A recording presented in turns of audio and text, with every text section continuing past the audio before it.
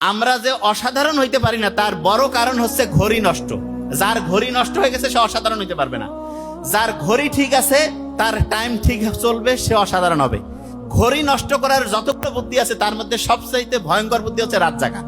রাতে আপনি যত জাগবেন তত আপনার ঘড়ি নষ্ট হবে, আপনি ধ্বংসের দিকে যাবেন। এখন যে জায়গায় আমি ছিলাম, খেয়াল করেন, ইঁদুরের উপরে যে গবেষণা হইল, গবেষণার অর্ধেক অংশে আমি আসছি। তারপরে কি হইলো, বিজ্ঞানীরা দেখলো যে আচ্ছা আমরা এখন হচ্ছে ওই লিভার যে আছে, যেই জায়গায় টাচ করলে মজা লাগে, টাচ করলে মজা লাগে, সেই জায়গাটা থেকে তাকে আমি ওই লিভারটায় উঠাই দিব। লিভারটা যখন সরাই ফেললো, ও আল্লাহ, ওই যে আপনার ইঁদুরগুলো খুব সারাদিন খালি ওইখানে যে লিভারে টাচ করতেছিল, তারা দেখা গেল আর খায়ও না, বন্ধু বান্ধবের সাথে গল্প গুজবও করে না। দেখা যাচ্ছে তারা হচ্ছে যে ফিজিক্যাল যে মুভমেন্ট সেইটাও নাই, ডিপ্রেশনের মধ্যে চলে গেল।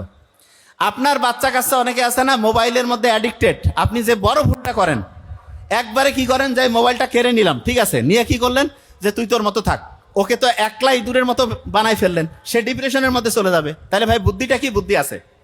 বুদ্ধিটা হচ্ছে আপনার বাচ্চাকে আপনি যখন বুঝছেন যে এরকম, তখন তাকে হচ্ছে যে বড় স্ক্রিন বা বাসায় টেলিভিশন কম্পিউটার ওপেন স্পেসে রেখে সেইখানে তার সাথে একসাথে থাকেন, একসাথে গল্প করেন, একসাথে খোলামেলা, প্রত্যেকের সাথে প্রত্যেকের আন্ডারস্ট্যান্ডিং ভালো হবে, দেখবেন আস্তে আস্তে নেশাটা কাটবে। একটা জিনিস বলি, মাথায় ঢুকবে প্রত্যেকের।